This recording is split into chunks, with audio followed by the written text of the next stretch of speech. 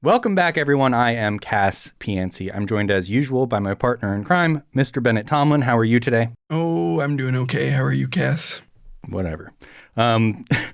We are talking about a kind of a strange, I think most people already know our answer to this question, but there was this weird moment today where it became a question of, is Donald Trump and Donald Trump's administration, his administrators, his cabinet, are they corrupt? And I think for anyone who's been following along for the past several months of the podcast, I think you know our answer to that is absolutely 100%. But this isn't about what we think. This is about the fact that after publishing a pretty damning article about all of the crazy bribe-like moments that are occurring under the Trump administration, namely with Trumpcoin. The New York Times put out this article, pretty damning. And then immediately after they put it out, one of the authors of the article, Eric Lipton, put out a post on Blue Sky that said, this isn't corruption. In more words than that, but basically this isn't corruption. You can't define it as corruption. Right. It's potential corruption. It's theoretical corruption.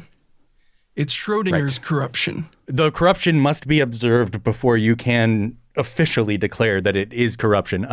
But yeah, so we've talked about Trumpcoin before. I think when we last talked about it, I'm not sure if the dinner was a part of the narrative. Probably not.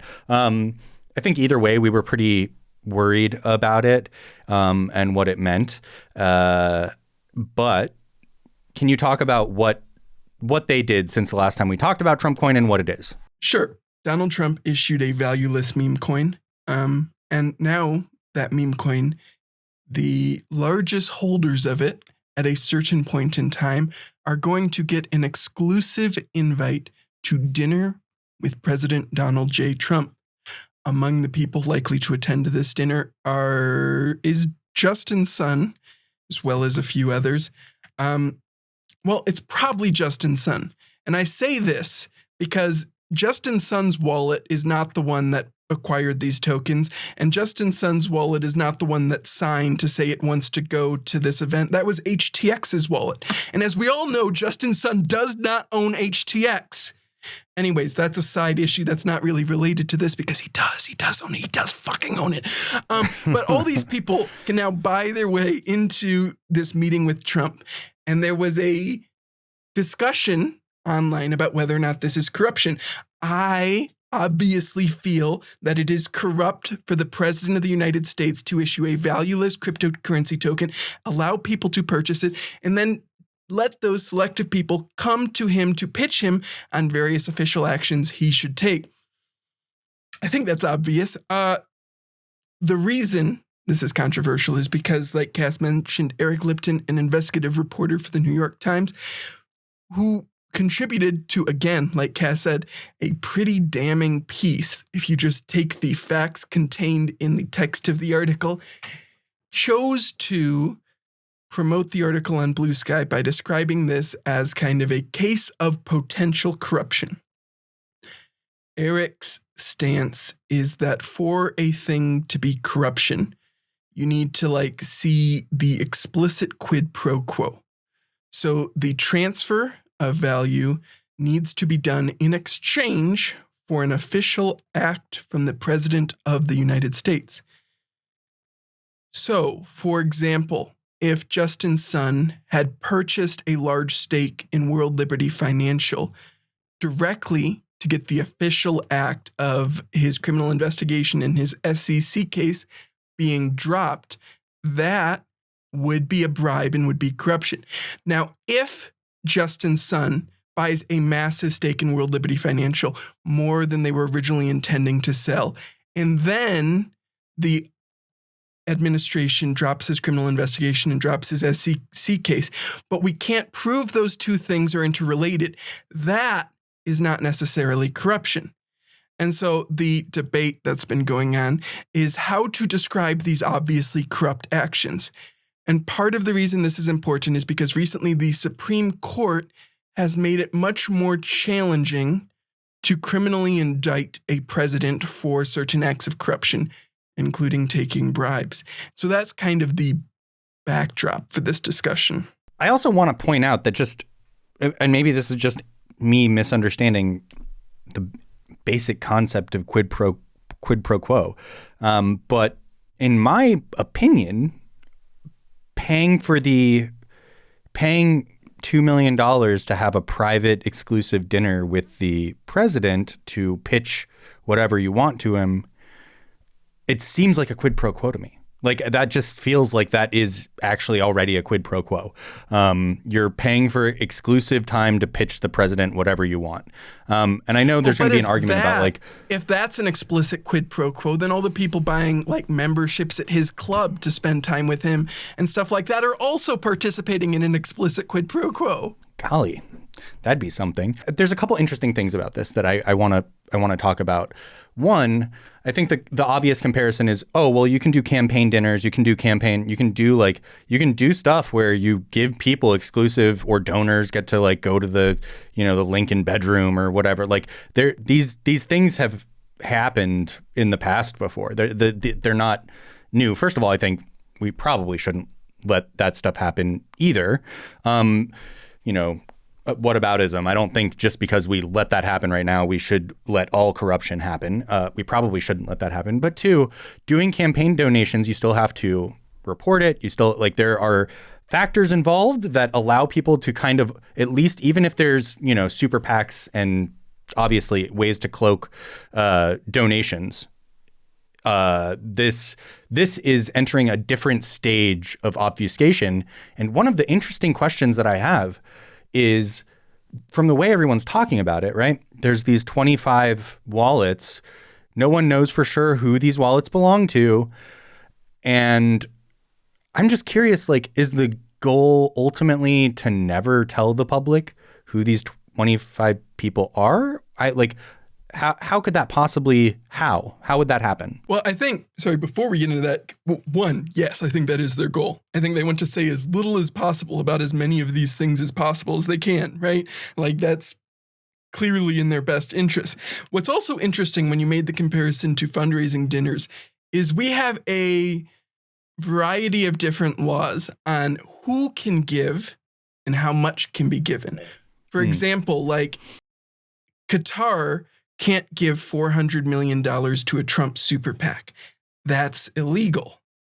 Qatar could have one of their members of their royal family invest a bunch into this token and show up at this dinner. Justin's son, very limited in what campaign contributions he can make. Who do you think he is? Ryan Salami? And so instead, he would have to, hypothetically go out and invest in Trumpcoin and World Liberty Financial. There is a whole additional set of persons who cannot access the already corrupt pay-for-access system that is involved in campaign finance. And so Trump has stood up an additional, more corrupt system to enable, and this is highlighted in the New York Times article, we should say, the potential for these foreign influence ops and stuff to take advantage of this in a way they cannot easily take advantage of other campaign things. Now, that's still a little bit jingoistic. What the corruption coming from the United States is okay, but the corruption coming from Qatar is not okay. But I think it is important to highlight, just to contrast it with the other more banal types of corruption we encounter on a day-to-day basis. It's hard to judge the levels of corruptness in places that are more authoritarian, I guess I would say. Generally, they would suggest they're not corrupt at all, but I mean, how would you know? You have no window in. But I guess in that sense, that feels like the route that we're going on right now, which is there is no window anymore into this. And maybe that speaks to what corruption is, right? Like, and part of why so many people had a problem with the way that Eric Lipton discussed this. I think he was trying to discuss it in the most legal sense that he could and try to say, like, oh, well, legally speaking, something. But I think that it's like almost apologism for allowing what can only, like, there are few other reasons to close off these windows into campaigns and politicians reporting their financials and whatever small windows we have into that still, to close those off. There's very few reasons outside of corruption that could be the case. And I understand being like, oh, well, legally we can't explicitly say that, but loudly making the argument that is not what you're saying, it just feels very fucking weak, especially when you're the New York Times, and it's almost like it's your duty as the most like paper of note in America, the most important paper in the world, arguably, to be like, okay, well, this is what this is. Maybe you just say corruption, not in the legal sense. You know, maybe you explicitly say that. Maybe you say that Wired just published something right after the New York Times, and they said it was quid pro quo. They explicitly said that. So I don't know how Wired can say it, but the New York Times can't. It doesn't make sense to me. On that note, I also want to tell people, subscribe to Wired. It's awesome. I've been subscribed to them for a while now, and it's really great. They do great reporting. You should subscribe. Well, and I think the other thing we should emphasize is what you're kind of getting at here is there's an important difference between like the legal statutes Trump could potentially be charged under and like what corruption is, you know, like using the office of the presidency to make a bunch of deals that enrich you, even if it's unclear how many of your official actions you would have done with or without that enriching, is still corrupting. You're corrupting the office. And like we've talked about kind of with regulation before, you are twisting the like one-way ratchet in the same way deregulation does. I think Corey Frayer was the one who talked about this when he was on. Like once you deregulate, it is very hard to bring the regulations back. You've turned that back in a way people struggle to turn it the other way. I think a very similar thing happens with public trust in institutions and public trust in politicians. When you have enough people who are openly corrupt in this kind of way, it is very hard to convince people that the honesty is the path out of that.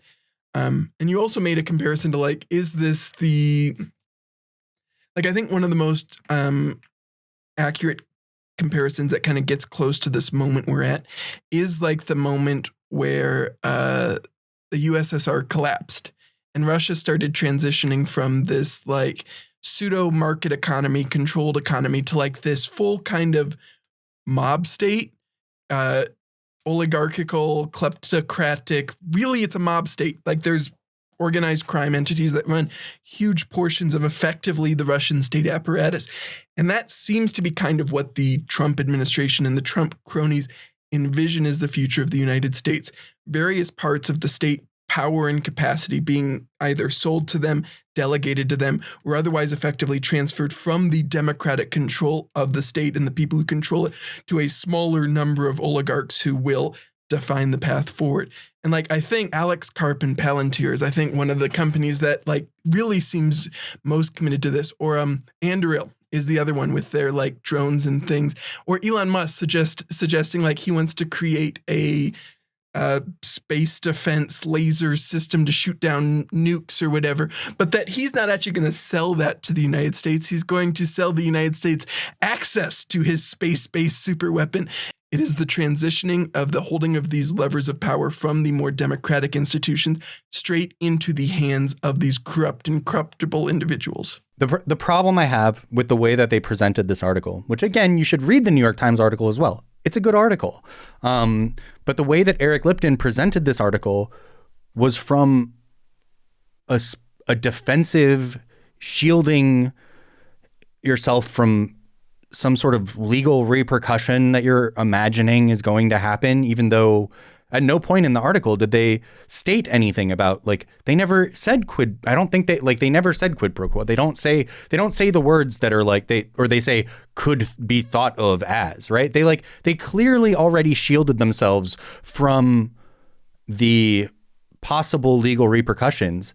To start arguing with your audience is like, how scared of Donald Trump are you? And why are you so scared of him? You're the New York fucking Times. Like, if anyone shouldn't be scared of this guy, it's you. You have great lawyers. You have a shit ton of money. Carlos Slim is a major investor. What are you afraid of? What in the world are you afraid of? And why are you so afraid? Because this is what it's like a silencing effect, right? This is something where it's like, okay, well, if the New York Times is fucking afraid, I guess all of us should be afraid then? I mean, arguably all of us should be afraid, right? We are in a fascist takeover of the United States. The state is unlawfully kidnapping and detaining people, removing them from the state, and they have expressed their desire to like eliminate the writ of habeas corpus.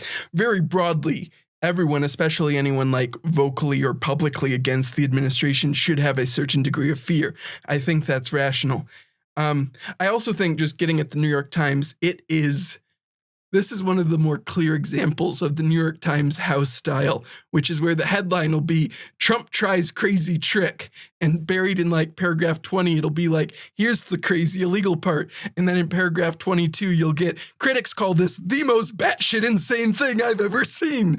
And so you have to, like, whenever you're reading the New York Times, if that's a thing you do for some reason, you have to actually read it, because the headline has barely anything to do with the text. And the important part of the text, and Wall Street Journal does this too, is like at least 15 paragraphs down.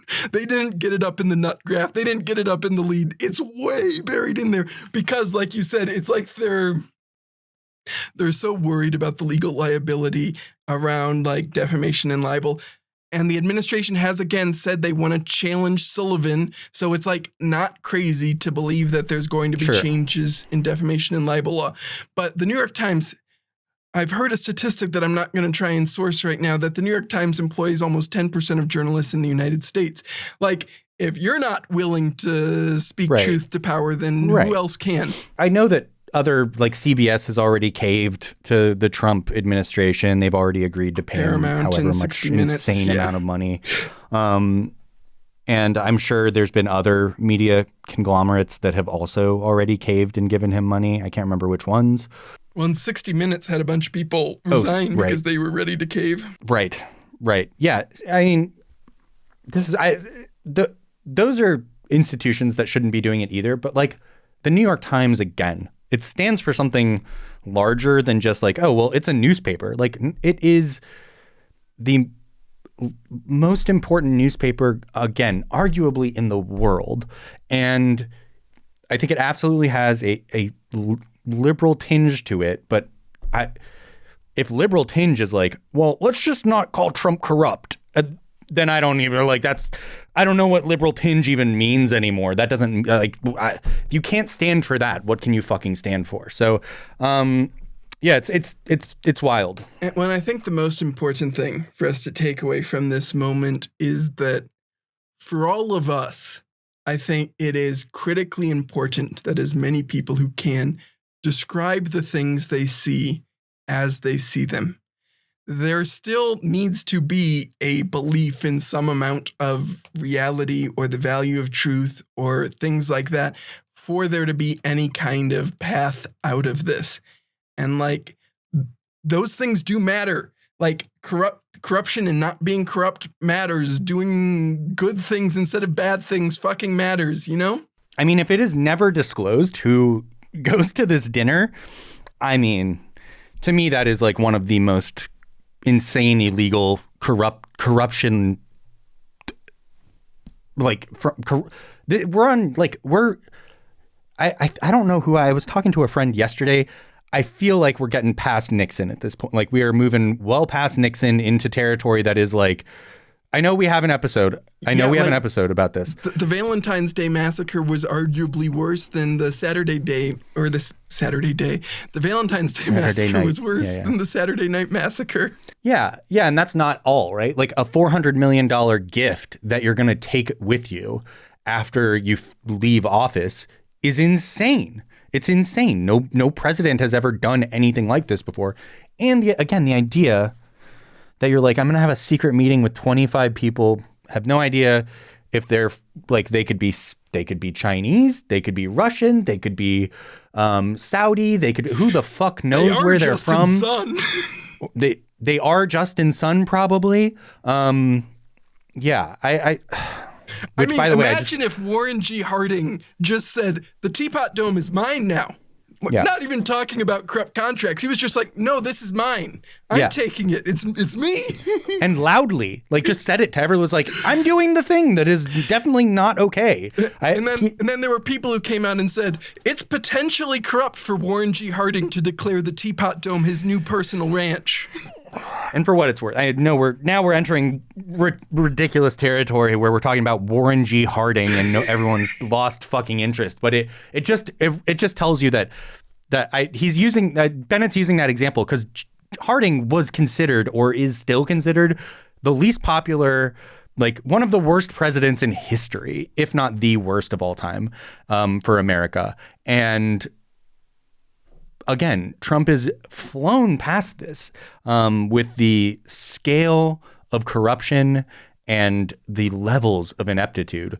We're not even getting into the tariffs again, which are clearly just extortion. Like that is clearly just extorting other. I mean that's how Qatar is going to get rid of their tariffs, by giving Donald Trump a $400 million airplane. That is how this shit is going to work. That's what I call closing a trade deficit. Art of the deal, baby. What trade? There is no trade deficit for Donald Trump, motherfuckers.